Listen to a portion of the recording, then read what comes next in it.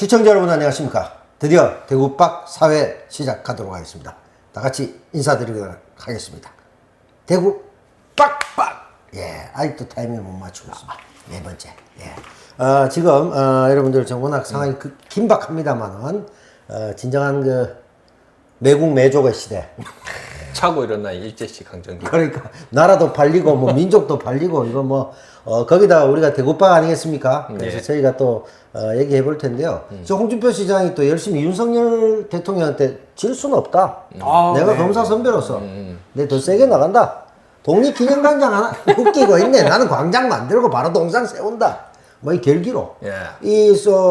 뭐라 그럴까 21세기의 경쟁적 친일 세대. 이거 뭐 친일을 지금 경쟁하는. 야, 이거 아니, 올림픽 이거는 친이라 이거 매국을. 매국이죠. 예. 올림픽 끝난 지 며칠 됐다고 하루 만에. 어제 폐막했죠. 야, 이 정말 그 황당한 상황입니다. 그래서 오늘 대구박에서는 대구를 기점으로 해서 쭉 올라가서 사실은 항일운동의 본산이었는데 지금 나라 꼴이 이렇게 됐습니다. 그래서 극도의 지금 친일화, 친일화를 넘어서서 지금 이 자고 난 일본, 이 지금 이거 실화냐? 이런 분위기가 됐다고 하는데 그런 면에서 한두 건이 아닙니다. 네. 1년의 어떤 극도의 친일 우경화 사태를 점검해보는 차원에서 오늘 대구박 사회 준비했고요. 3회까지 소감 한번 얘기해 보시죠. 주위 반응이라든가 뭐 어떻습니까? 그 전에 네. 오늘 이 자리에 한 분이 안 계시잖아요. 그럼요. 이거를 소개해야지. 그분은 지금 어떻게 됐습니까? 오늘 이제 원래 함께 하기로 하신 우리 신성철 교수님께서 네. 개인적인 일신상의 일이 있어서 불가피하게 8월 한 달 동안은 이제 참석하지 못하시고 9월부터는 이제 본격적으로 오신다고 하십니다. 조금 뭐 자리 없다고 하더라도 그 빈자리만큼 우리 태우 형님께서 열심히 하시면. 그리고 또 우리가 3회에서 예고해서 4회에서 이제 곧 민주당 전당대회 끝나니까 우리 대구시당 경북도당 위원장이 선출됐으니까 이분들의 의견도 한번 들어보고 전체적인 민주당의 길 그리고 또 로컬에서 어떤 활동을 하실 것인가에 대해서 한번 좌담회 같은 걸 해보자. 그게 이제 곧 만들어질 거예요. 그래서 그게 이제 원래는 사회에 너무 이 전국이 급변하고 하니까 우리가 그 전에 미리 사회를 이걸 먼저 하나 만들고 신교수가 오면 그걸 또 할 수도 있습니다. 그렇게 될 것 같고요. 참고로 대구박 내에는 어떤 그 분란 이런 게 없습니다. 신교수 우리가 내보냈다든가 아니면 신교수가 너 대구박 내에서 처우가 너무 좀 그렇다. 내가 지금 눈도 아프고 이런데 대우도 안 좋고 국수도 안 주고 이 모양이다. 이런 건 아니었다. 우리가 뭐 10쪽짜리 해명서 이걸 보낼 수는 없습니다만 그런 상황도 아니고 또 신 교수가 나 혼자 나가서 잘할 수 있는데 쓸데없는 니들 같이 하위권들하고 놀기 싫다. 이런 것도 아니에요. 구독자가 400명밖에 안 되는데 500명도 안 되는데 지가 그럴 입장은 아니지 않습니까?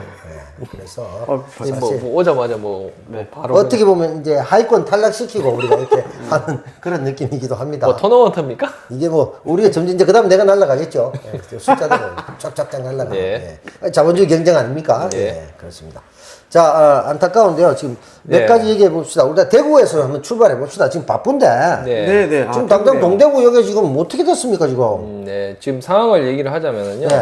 사실 오늘 날씨 얘기도 좀 하고 좀 근황 얘기 좀 그렇지. 할라 그러다가 바로 동대구역으로 갈 수밖에 없는 상황. 가야 됩니다. 지금 바쁩니다. 바쁩니다. 일단 상황을 얘기하자면은요. 동대구역 광장을 사실 박정희 광장으로 하냐 마냐로 한참 논란이 됐었잖아요. 그렇죠. 그리고 동상을 세우냐 마냐로 한참 대구시 의회에서 말이 많다가 속전속결로 대구시에서 예산을 통과해서 이제 대구 이제 박정희 동상 2개를 만든다.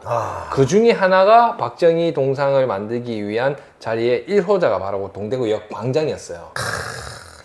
그런데 이 동대구역 광장에 동상만 세우는 게 아니라 표지석까지, 표지판까지 세우겠다. 근데 그 높이가 5m. 그거 엄청 크네. 5m고 동상 크기가 대략 거기에 맞게 5m.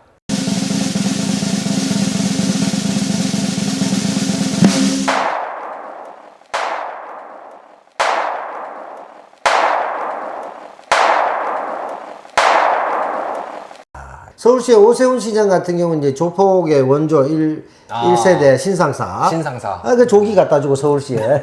이거 지금 개망친다. 이거 그게 아니고 이거 다시 또 갖다 놨잖아. 그래도 철거라도 했어. 근데 우리 홍 시장님은 뿔고, 예, 뭐, 윤석열도 하는데 내가 못할 거 뭐냐.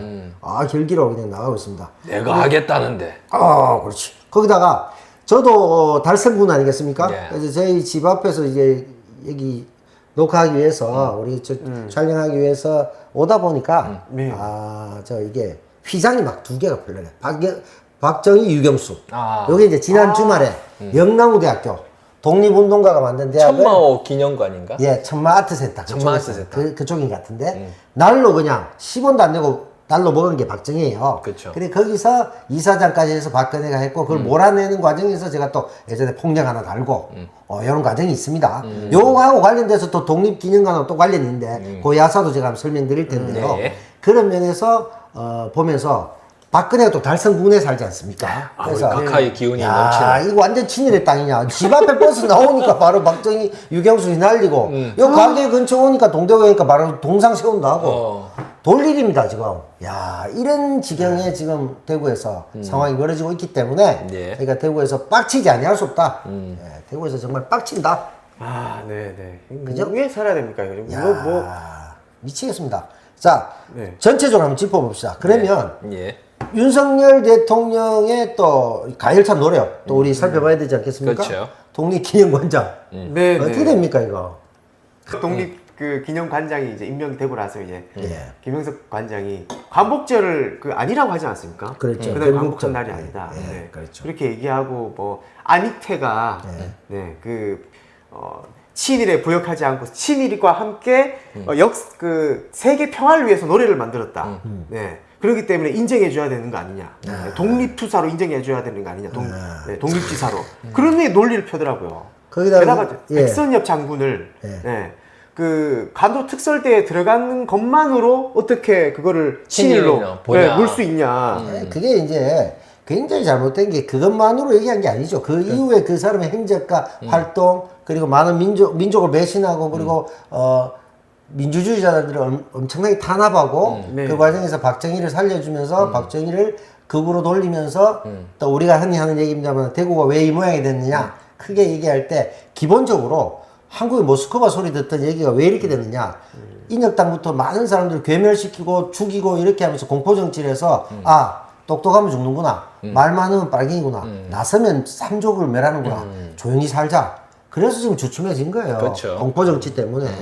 두 번째로는 그 과정에서 이너서클이 만들어지면서 소위 말해서 친일, 매국 이런 사람들 또 미군정 협력한 이런 사람들 친미 이런 사람들 위주로 대구에서 떵떵거리고 살면서 우리가 남이가 우리끼리 해먹자. 그러면서 극도의 폐쇄주의로 가면서 아무도 못 들어오게 함으로써 부산이나 다른 지역 같은 경상도라 하더라도 달라요. 왜냐면 여기는 완전 순혈주의로 가면서 이너서클로 해서 은행도 대구은행 하나, 뭐 이런 백화점도 하나, 뭐 아파트도 하나 다 이랬잖아 예전에. 그렇죠. 우방청구 아니면 뭐 안 살고 대구은행 가야 되고 백화점 대구 백화점 가야 되고 이게 이제 전체적인 자본주의가 밀려오면서 서서히 무너지긴 했으나 현재 상황에서 봤을 때는 이런 극도의 폐쇄주의, 어이구 후배 아니야 이 땡겨주고 정식 인사하고 이렇게 계속 함으로 해서 공포정치하고 폐쇄적인 우리가 남이가시기에 이런 것 때문에 대구가 이 모양이 됐거든요. 그래서 동산까지 올라간 거야 지금 사실은. 그래서 이 얘기를 우리가 하고자 하는데 그런 걸 봤을 때 이제 백선엽에 대한 평가도 김영석 독립기념관장 이 사람이 문제가 있고 또 그 다음에 뭐 친일 임명사전 거론하면서 아니 뭐 잘못 섞여 들어간 사람도 있지 않느냐. 그렇죠. 그럼 솔직히 그러면 친일 인사들하고 친일 척결이 먼저입니까? 아니면은 거기에 정말 1000명, 10,000명 중에 한 명 잘못 그럴 리도 없겠지만 왜냐면 그쪽에서 엄청나게 조사를 해서 만들었거든요. 제가 알기로도. 근데 거기에 대해서 그걸 가지고 그 중에 선량한 한 사람을 빼야 된다. 이게 지금 할 소리입니까? 독립기념관을 먼저 하고 그 다음에 역사적 평가를 또 할 수도 있는 문제인데 이거는 이 사람의 행보 그리고 이런 사람을 임명했을 때 이런 일을 하라고 임명한 거 아니겠어요? 그렇죠. 윤석열 대통령의 의중이 잘 드러난다. 그렇죠. 그리고 윤석열 대통령의 집안 자체부터 해서 좀 얘기 나오지 않습니까? 친일의 면면이 흐르는 피, 역사. 그래서 이게 계속 이어지고 있다. 오늘 안 그래도 오기 전에 네. 저기 김영석 그 독립기념관 관장이 기자회견을 했어요. 아, 했어요? 오늘 기자회견을 했는데 그 자신의 뉴라이트라는 비판에 대해서 잘못 알고 있다. 그리고 그 지금 자기가 말하고 있는 친일 인명에 관련된 부분도 해명한다고 얘기를 하고 있는데 친일 인명사전에 관련해서는 국가가 인정하고 있는 친일에 대해서는 인정하겠다는 거예요.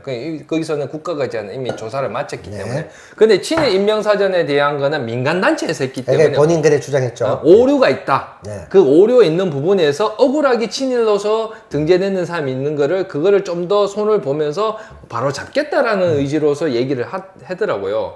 근데 이게 확실히 알아야 될 게 뭐냐면은 친일 우리가 인명사전에 등재되어 있는 사람들은 분명히 친일을 했는 사람도 있어요. 그리고 반민족 행위자들 중에서 악질적인 있는 사람을 먼저 선두에 놓고 그렇죠. 거기에 좀 덜 친일을 했지만은 친일의 정도가 좀 덜한 사람들 그리고 그 중에서도 말했던 것처럼 오류가 있는 사람들은 친일 인명사전에 있는 사람들 중에서도 빼는 사람도 있었어요.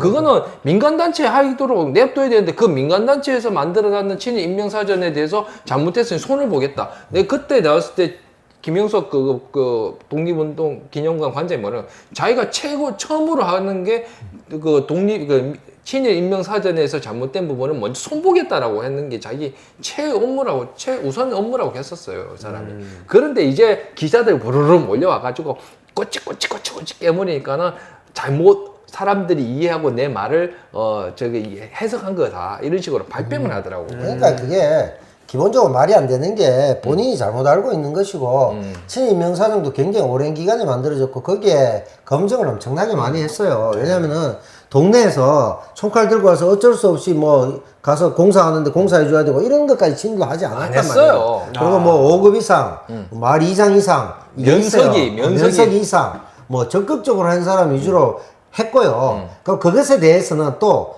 실제적으로 민간에서 또 손을 정교하게 더 손 볼 문제는 민간에서 할 일이고 그렇죠. 본인은 본인 일만 하면 되는데 역으로 또 얘기가 나오는 이유가 국가가 극도의 친일 행위를 계속 했기 때문에 국가 자체가 지금 국가의 정부의 주요 요직에 있는 사람들이 친일 행위를 지금까지 계속했고 친일파 척결이 안 됐고 반민족 특위가 이승만에 의해서 완전히 괴멸당하고 이랬기 때문에 그렇죠. 계속 친일적 흐름이 있는 건데 거기에 대해서 자기가 독립기념관장으로서 뿌리를 제대로 독립운동의 뿌리를 제대로 내릴 수 있도록 노력하겠다 이런 걸 해야 되는 거지. 본인이 그걸 그게 무슨 친일 행위한 사람들이 무슨 억울한 가해자입니까? 말이 안 되는 얘기를 하고 있고 그런 사람을 임명했다는 윤석열 정부의 노선 여기에 대해서 우리가 얘기하고 이 이후에도 일련의 것들이 있으니까 쭉 한번 살펴보도록 하죠. 하나 더 붙이자면은 친일 인명사전을 만든 사람이 있잖아요. 만든 분이 과거 본인이 친일을 했던 사람이에요.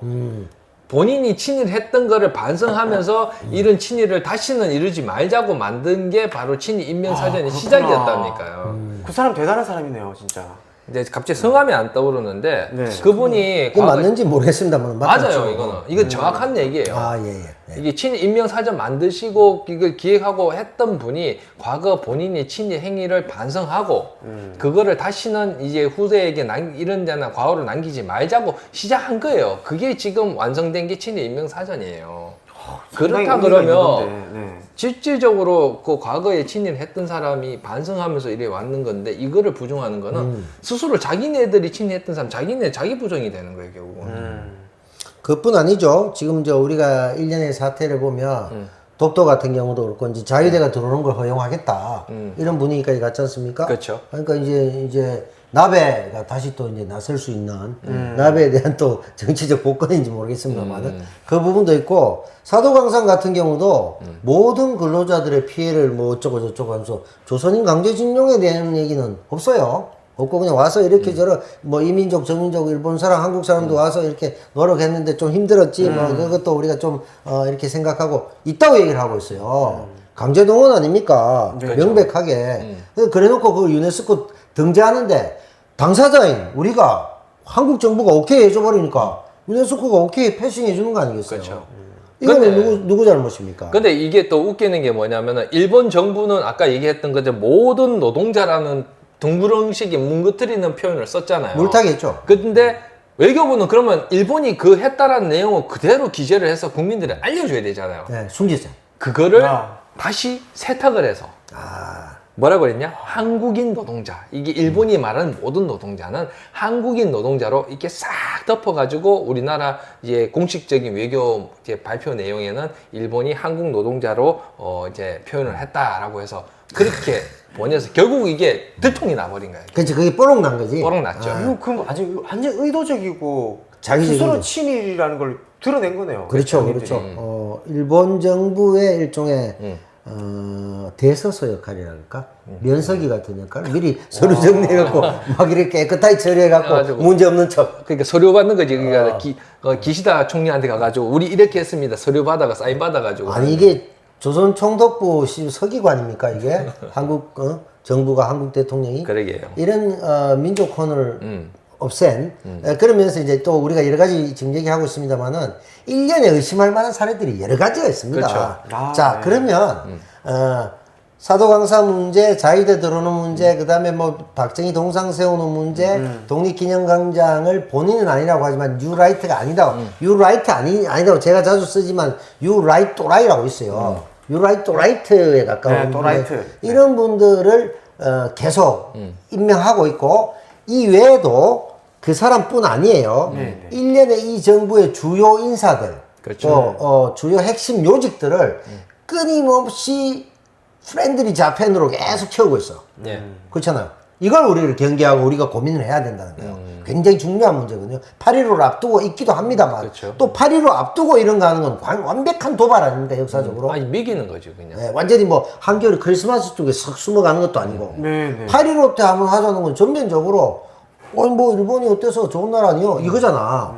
이걸 이제 우리가 살펴봐야 되고 이게 이제 우리 같은 맥락이지만은 전체적으로 친일 인사 위주로 이 정부의 요직을 채우는 의도가 무엇이냐. 그렇죠. 이걸 이제 우리 간파해야 되는 거죠.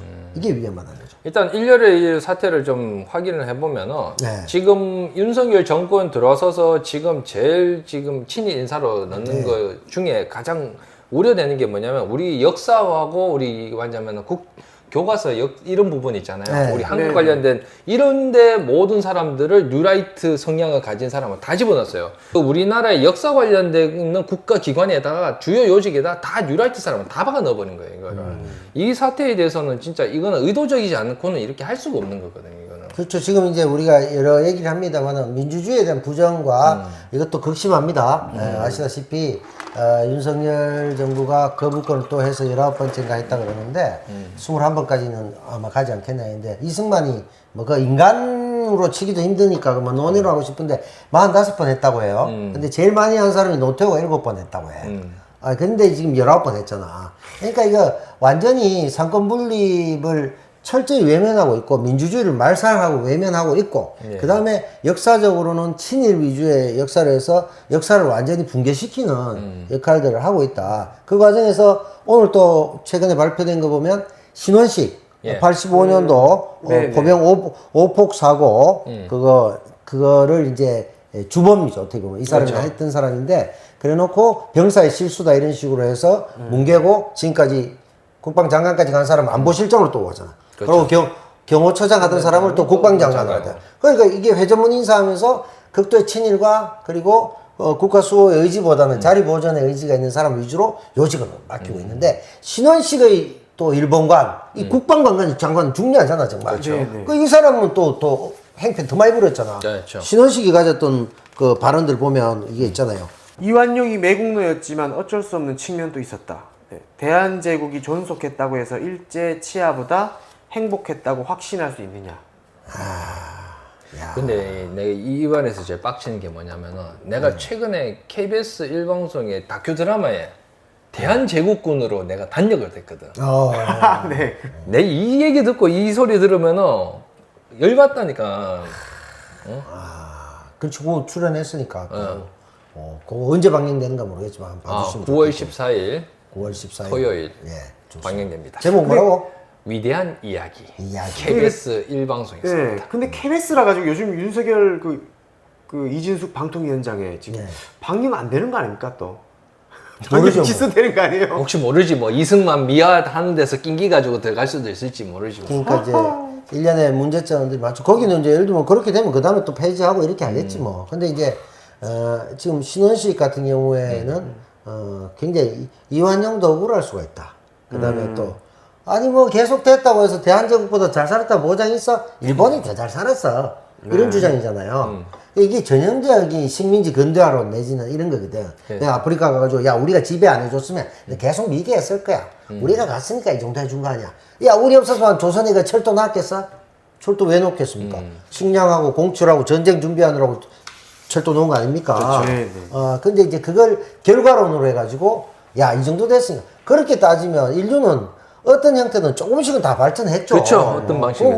그럼 지금까지 수레 끌고 있겠습니까? 그렇죠. 그러면 현대자동차가 없고 그러면 토요타가 계속 있었으면 더 잘 되지 않았으리라고 법이 어디 있느냐 이렇게 얘기하는 거 뭐가 다릅니까? 그렇죠. 그러니까 그런 식의 얘기는 궁색한 정말 변명이고요. 신원식이 갖고 있는 국토를 수호해야 될 주무장관이라는 사람도 이따위 사고를 하고 있으니 뭐 윤석열 대통령은 말할 것도 없고 거기다 아까 방송도 얘기했지 않습니까? 예. KBS가 박민의 방송으로 장악되면서 결국 지금 보면 1년에 정말 진보적인 또는 합리적 사고를 가진 사람들 진행자부터 다 잘랐잖아. 지금 네. 전국 노래자랑도 지금 안 보잖아. 남희석이 재미 하나도 없더라고 내가 봐도. 네. 원래 자기 가진 개그감조차도 없더라고. 그냥 계속 이만갑이나 하고 북한이나 하고 이렇게 돼 그 사람은. 그래서 그런 프로 만들고 이렇게 하는데 거기다 방통위원장을 이진숙으로 꽂았잖아. 이진숙. 지금은 탄핵돼가지고 업무 정지 상태죠. 잠시 정지된 상태죠. 네. 또 이거 돌려놓을 수 없나? 또 모르죠. 또 지금 뭐 일단은 탄핵 발의돼가 있는 상황에서 업무 정지돼 있기 때문에 지금 이어서 지금 형사 고발까지 지금 들어간 상태잖아요. 그런데 이제 최대한 기존처럼 빨리 사퇴 안 하고 최대한 버티면서 하는 전략으로 바꿨잖아요. 지금. 또 그러면서 또 윤석열이가 또 어떤 사람을 또 꽂아 넣을 수 있을지 그러면 기대도 되고. 나중에 이제 요직 맡았던 인사만 많이 쌓이는 거야. 한 달 하고도 맨 그래도 그 직책을 한 거거든. 그런 식으로 만들어버리는 건데 이진숙 같은 경우도 발언을 했잖아요. 뭐라고 얘기했습니까? 이진숙도 위안부 맞습니까? 예, 위안부 문제에서도 최근에 이제 방통위에서 과방이죠. 네. 과방위 청문회에서 이진숙 의원 그러니까 후보자에 대해서 네. 최민희 의원이 계속 물었어요. 과방위 원장이 이렇게 물었는 게 일본군 위안부에 대한 입장이 어떠냐. 그러니까 이진숙은 논쟁적인 사항에 대해 답변할 수 없다라고 답변할 수 없다고. 근데 누구와 논쟁을 하냐 그러니까는 답변을 못하고 자꾸 이상한 말만 계속 하면서 그래서 거기에 대한 입장을 정확하게 내라 그러니까 계속 논쟁적인 사안이고 이건 개별적인 사안이기 때문에 답변할 수 없다. 그럼 그 개별적인 사안이면 누구와 상대를 해서 개별적 사안이냐고 대답을 하는데 계속 말을 못하고 빵 돌리잖아요. 내가 봤을 때는 이진숙 후보자가 지금 방통위원장 탄핵되는 이 사람이 그렇게 발언했는 게 내가 봤을 땐 빵을 한 400만 원, 300만원씩 먹어서 아니면 뭐 빵을 많이 먹으면 빵에 가겠죠. 빵에 갈 수도 있다는 얘기를 많이 하는데 결국은 이제 이 사람은 법카와의 논쟁을 너무 하다 보니까 역사에 대해서 원래 관심도 없던 사람이고 그러다 보니까 그런 식으로 얘기하는 거예요. 야. 근데 저는 질문을 좀 더 세게 당신이 거기 위안부로 끌려갔다. 그럼 당신 또 자발적이었냐? 자발적으로 갔겠냐? 이렇게 물어본다든지. 그때는 과방위를 주옥순을 올려놨어야 돼. 주옥순을 올려놨어야 돼 그때는. 내 딸이라도 같이 보냈을 겁니다. 이렇게. 우리 과방위원장 주옥순 어떻습니까, 여러분? 주옥순을 올려놓으면 바로 그렇게 하겠지. 근데 이게 이제 자기가 사실 이진숙이라는 사람은 우리 극도의 도덕적 해이 아니겠습니까? 그렇죠. 그리고 이게 법카부터 해가지고 이게 어디 한두 군데가 아니니까 막 터지니까. 근데 윤석열 정부 자체의 인사의 평균 수준이니까 사실 어떻게 보면 이 사람만 심한 것도 아니에요.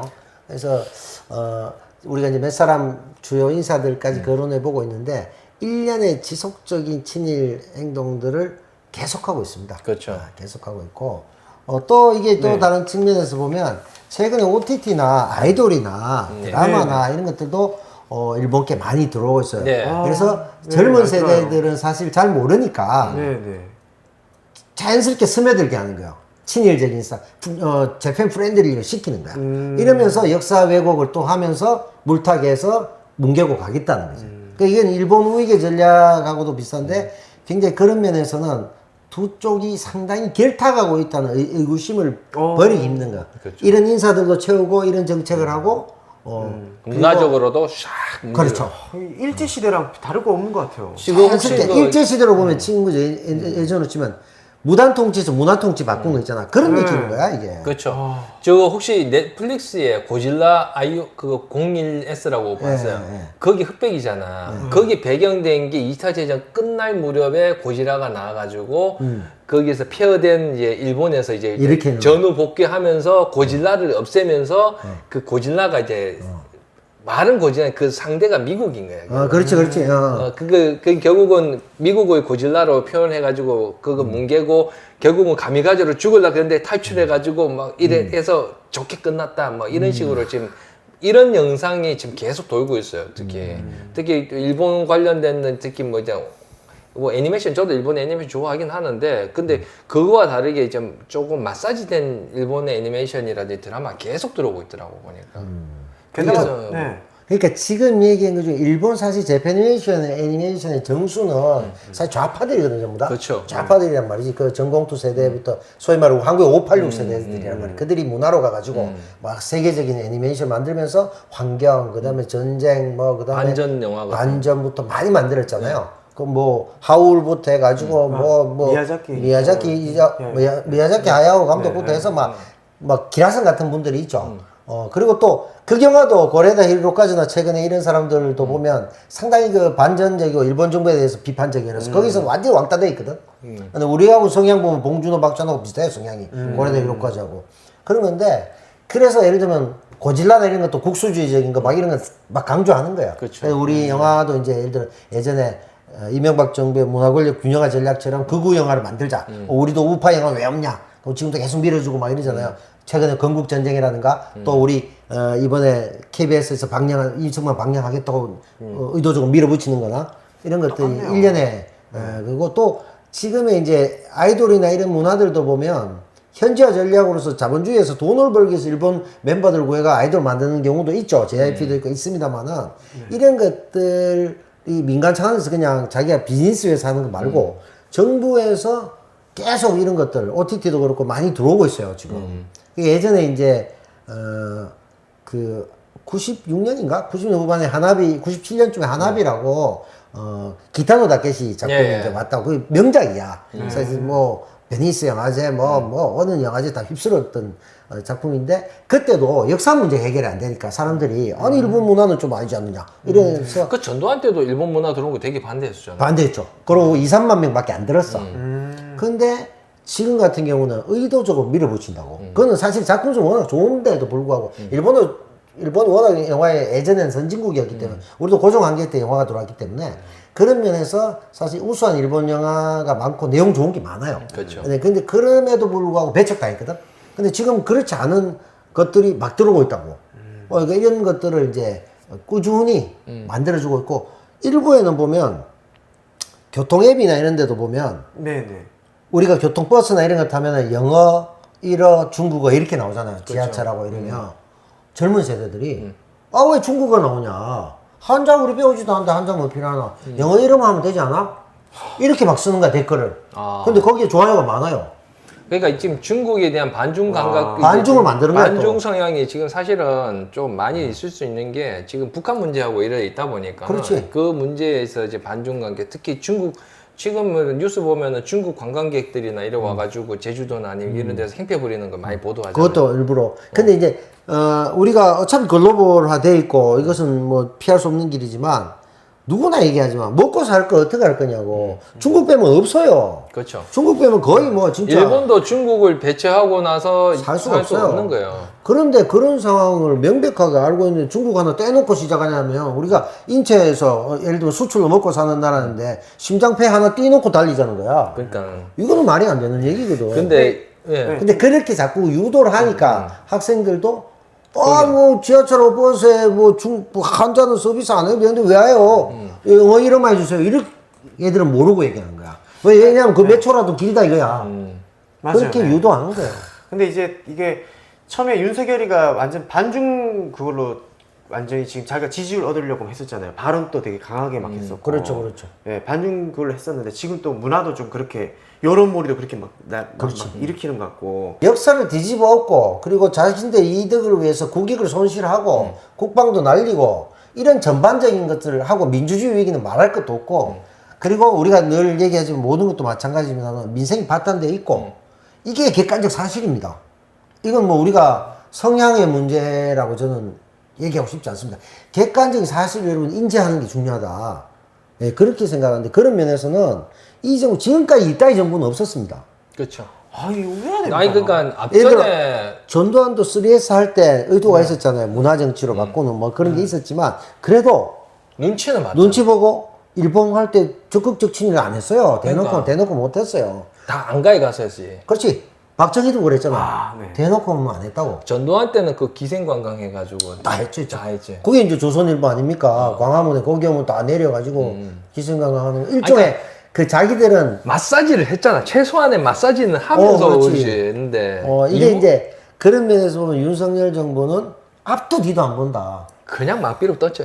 그러니까 어떤 면에서 보면 그래서 우리가 흔히 하는 얘기가 할 소리는 아닙니다만은 육사가 서울대보다 낫지 않냐 이런 얘기도 많이 나오고 있고 그래도 하던 놈 육사가 낫다 이런 얘기까지 나오고 오죽하면 근데 흔히 하는 말로 전두환 때가 살기 좋았다 하는 말이 한 면은 일면은 진실이 있어요. 왜냐하면 삼조호황이었고 그러니까 전두환은 자기의 쿠데타로 집권한 것 때문에 뭔가 카바치기 위해서 물가를 무지하게 때려잡았단 말이야. 그렇죠. 짜장면이 뭐, 야, 올리고 죽어. 너, 야, 대공무식 갈래? 아니, 안 올리겠습니다. 그대로.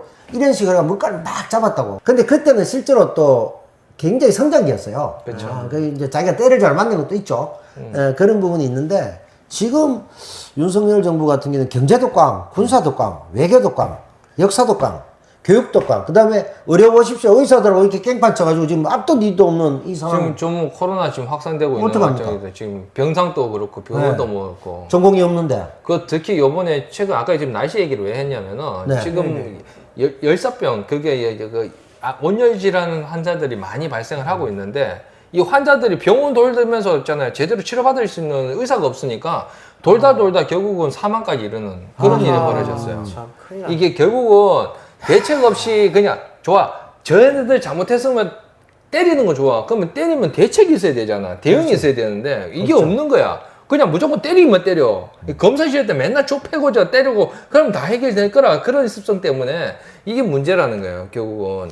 그런 면에서 보면 지금 이제 정치 혐오 여러 가지 것들이 있고 지친 면이 있고 많습니다. 왜냐하면은 윤석열, 이재명 이렇게밖에 안 보인단 말이야. 근데 너무 또 이 중에서도 또 의도적으로 그것을 팔기 위해서 양극단으로 가는 사람들이 있어요. 그런 사람들 때문에 사람들이 문제가 많은 건 알겠는데 내가 나서면 뭐 하겠나. 어차피 뭐 옛날에는 뭐냐면 전두환 독재라는 게 있어도 내가 나서면 뭐 하겠나. 저 학생들이 죽어가면 나서는데 그래도 내가 박수는 쳐 이러면서 정부에 넘어갔단 말이야. 근데 지금 아주 뭐라 그럴까 사람들이 이 힘이 빠져가지고 의욕 상실 상태가 돼 있어. 너무 지쳤어요. 민주주의에 대한 의욕 상실이 있어. 그거는 물론 문재인 정부에 대한 뭐라 그럴까 반성, 좋게 말하면 반성이고 다르게 보면은 트라우마가 있는 거지. 아니 90% 밀어주면 뭐해 별로 되는 것도 없는데 에이, 뭐 뜨거운데 촛불은 무슨 이런 게 있다고.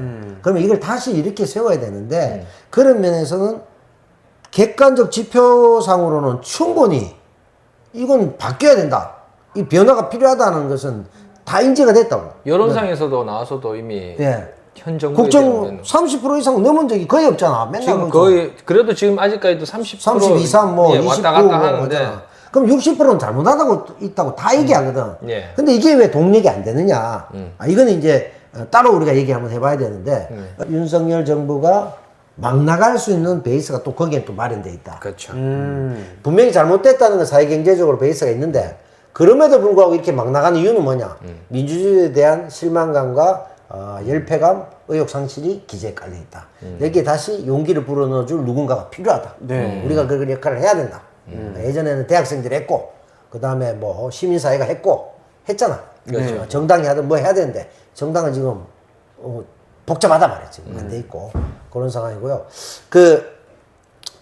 이 8.15가 이제 다가왔는데, 8.15 행사 이제 안 간대잖아. 주요 광복회부터. 광복회 어디 회장님하고 안 가도 많이 안 간대죠. 기념관 지금 선양 사업하고 있는 네. 단체부터 해서 광복회도 안 광복회도 개별적으로 이제 그 광복회 회장 이중찬 광복회 회장님이 하셨던 말씀이 요번에 8.15 광복회 그 행사는 정부가 주최하는 행사에는 참여하지 않겠다. 그렇죠. 그리고 별도로 긴급 그 기념관 거기에서 광복회 주최로 따로 열겠다. 그리고 지금 그거 다른 지역 내에서도 이제 만약 지자체에서 하는 행사는 참여 안 하고 다 개별적인 주체로 해서 행사를 만들어서 하겠다라는 말이 지금 나오고 있어요. 근데 더 웃기는 게 뭐냐면은 독립기념관에서 요번에 광복절 기념사 그 행사를 네. 안 하겠다고 그랬잖아요. 기념 행사를. 근데 웃기는 게 그 행사는 안 하는데 문화 행사는 하겠대. 에어쇼 날리고 풍선 돈 다 띄우고 쓴다는 거야? 공연하고 가수들 와가 공연하고 재즈 공연. 독립기념관장이가 안 한다 그랬다고? 예, 독립기념관장에서 독립기념 그거 원래 천안이나 그쪽에서 원래 하잖아요, 원래.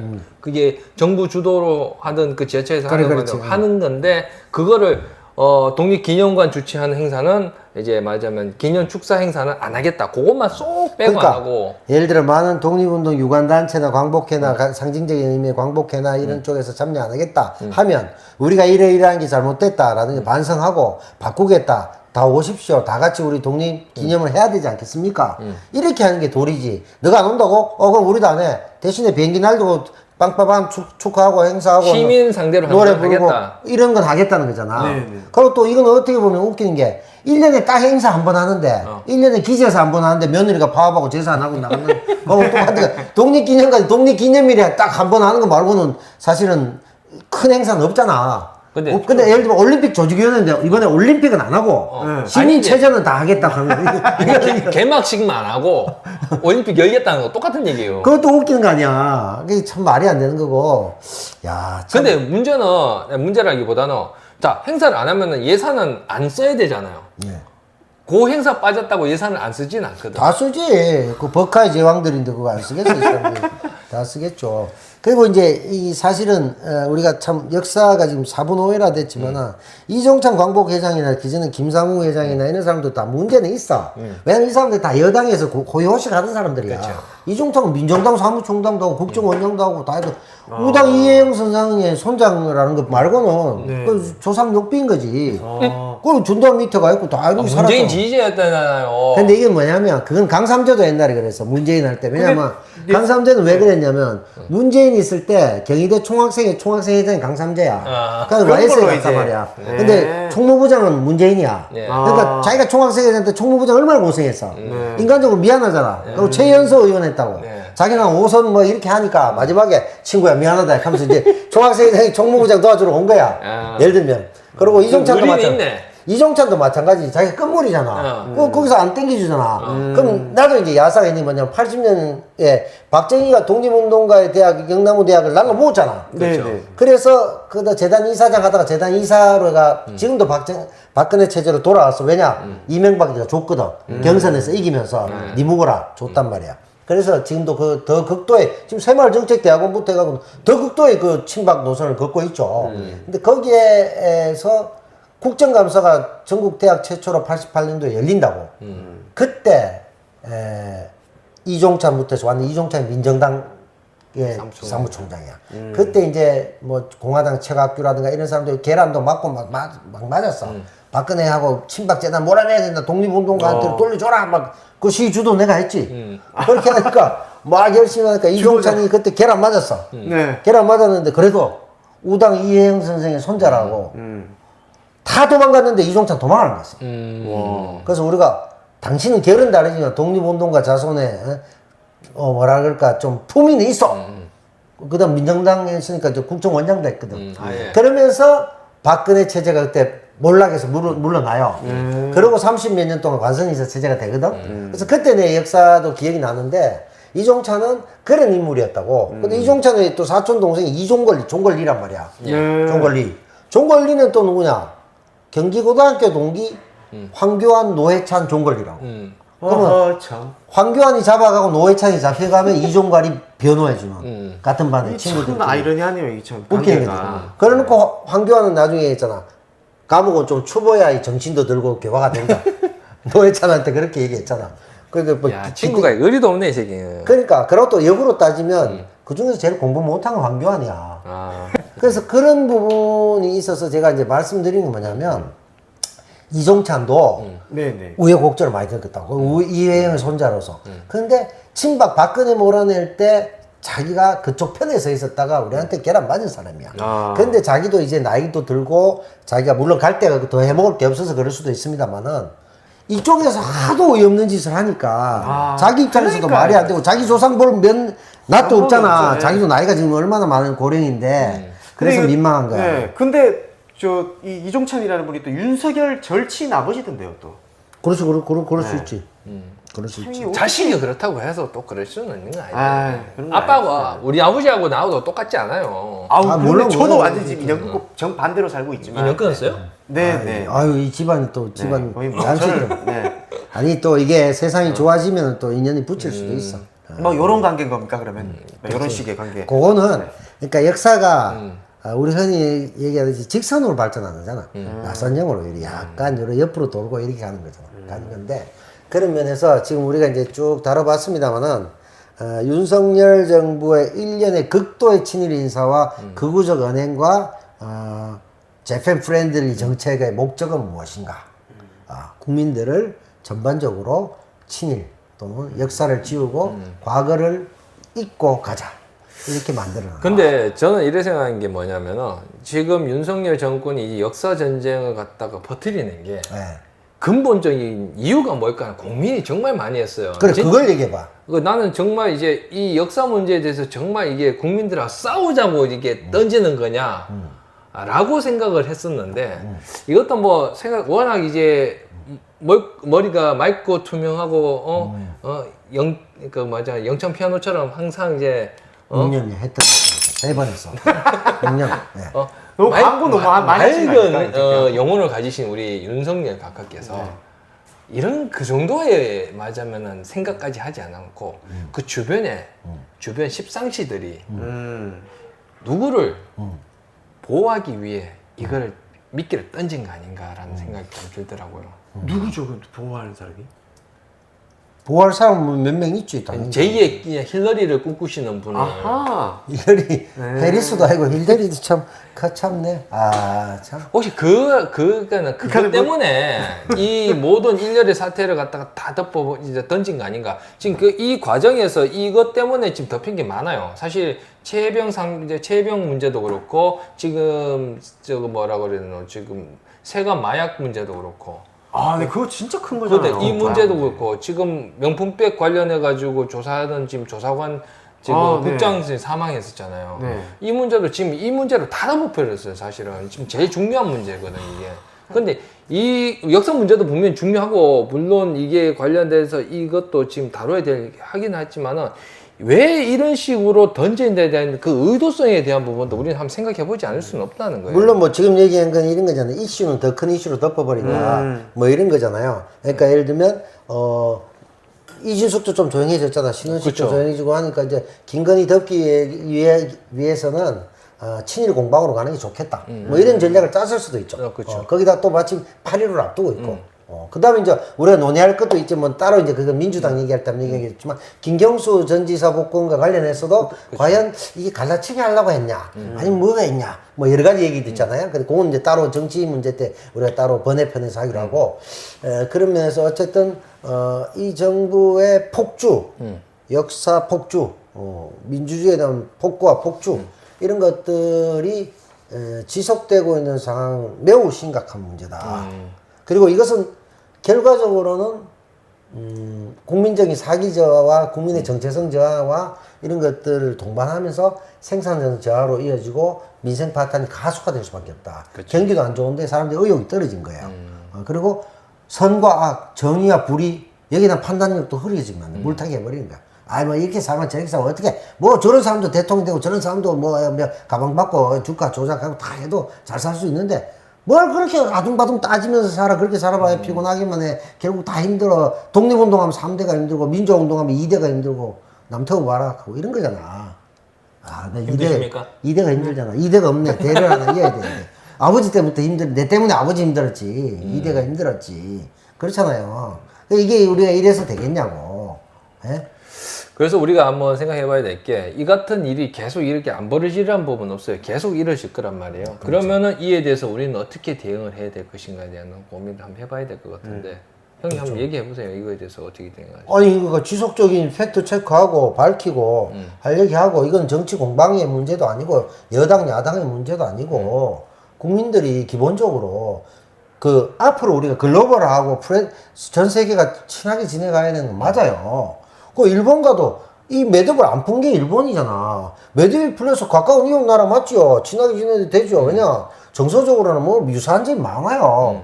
그럼 같이 서로 협력해가 갈 수 있고 앞으로 미래 공영하면 좋죠. 근데 옛날에 일본이 어떻게 했습니까?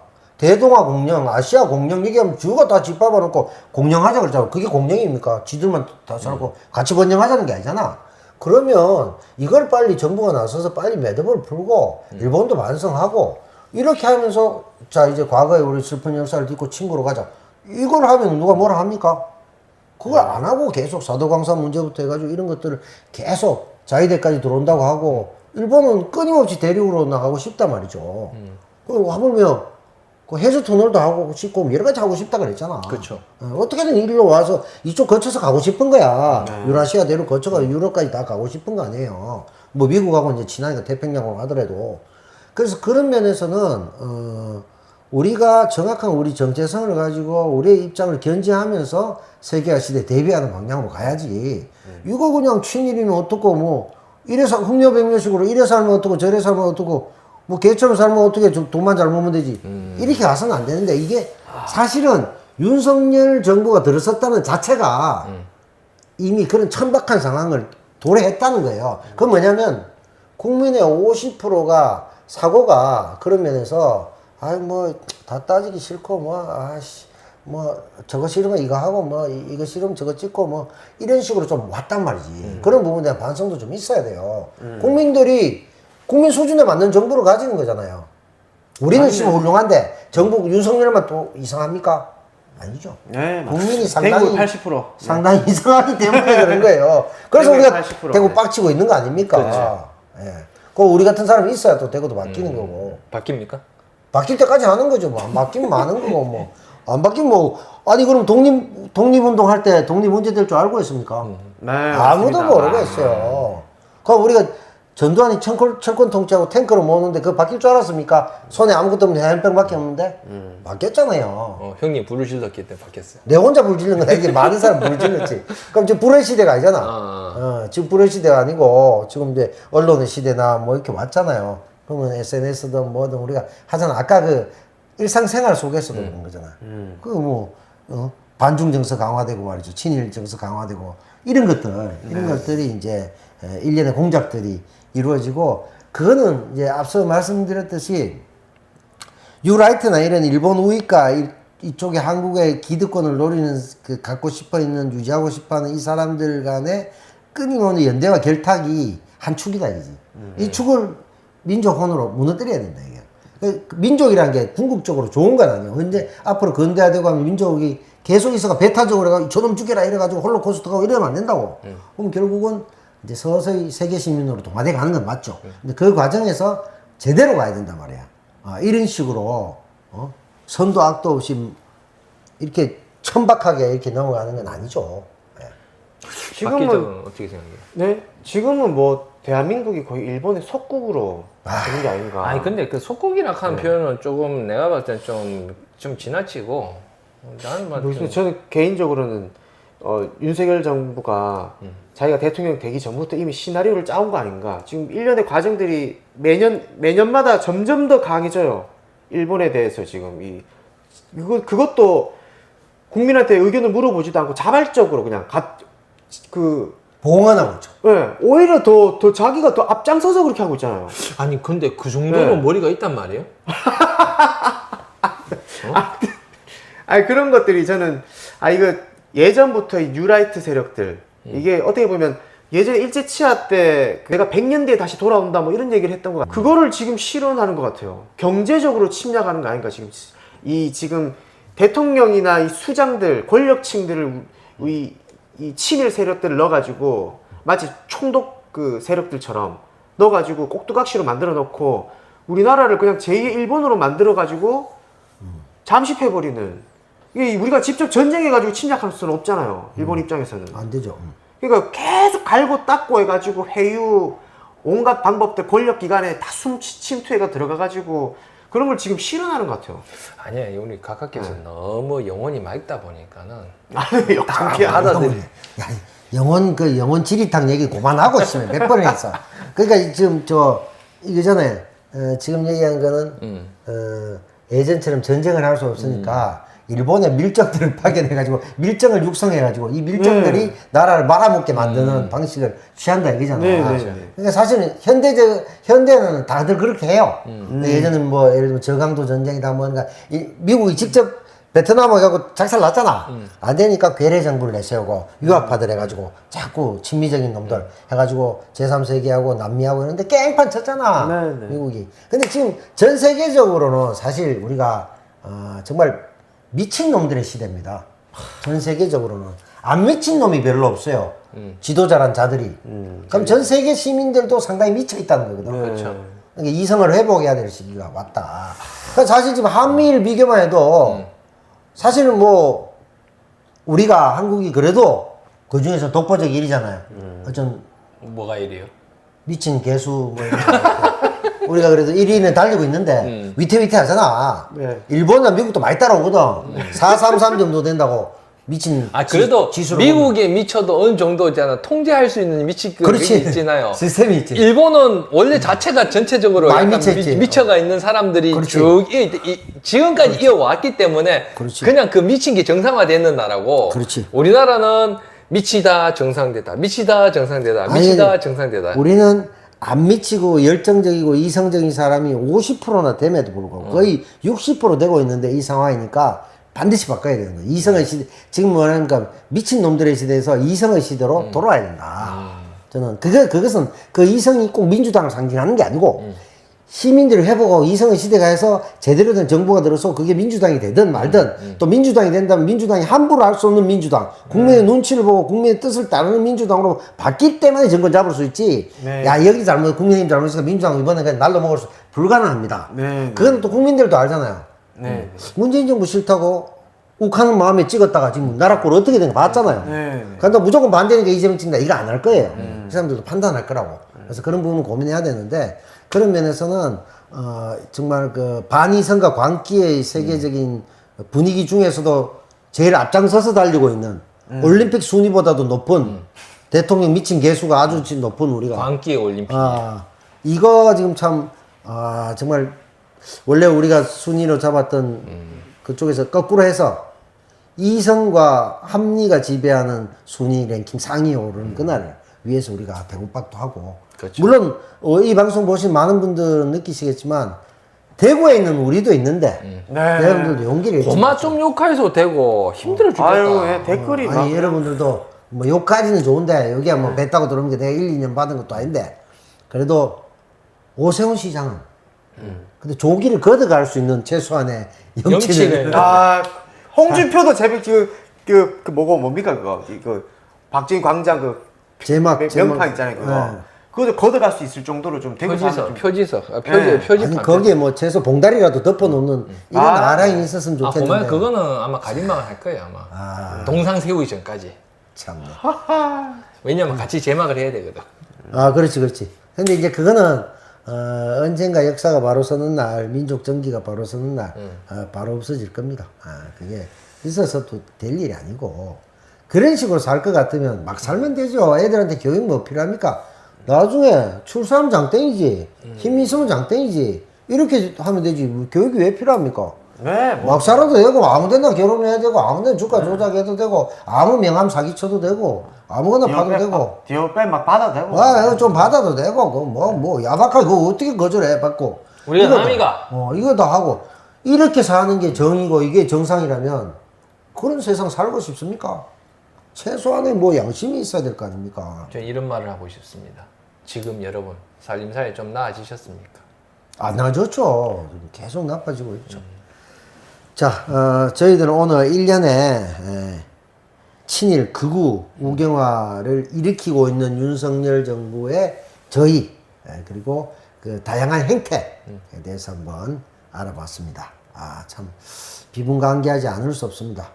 독립운동가들이 어떻게 해서 세운 나라인데 이거 도로 일본에 갖다 바치고. 진짜 자고 나니까 일제강점기네. 나 이제 독립운동해야 되나? 아니 뭐 사실은 그거 별반 다르지 않아요. 지금의 민주주의를 세우는 것이나 예전에 독립운동하는 것이나 별 차이 없는 상황이 되어버렸어요. 그러니까 안타깝죠.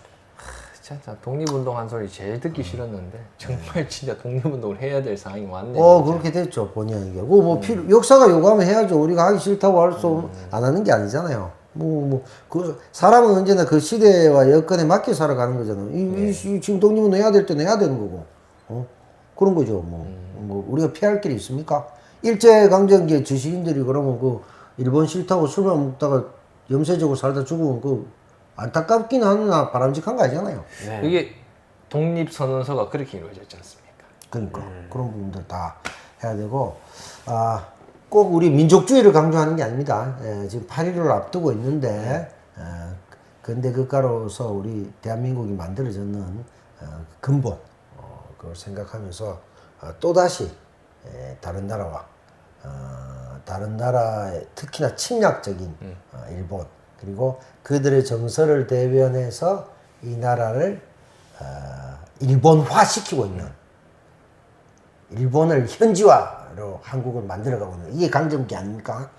그걸 만들어가고 있는 이 정부에 가열차게 싸워나갔으면 좋겠다라는 생각을 끝으로 대국박 사회를 마쳤으면 좋겠습니다. 여러분 하나만 더 해도 돼요? 뭐 자꾸 또 하십시오. 네네.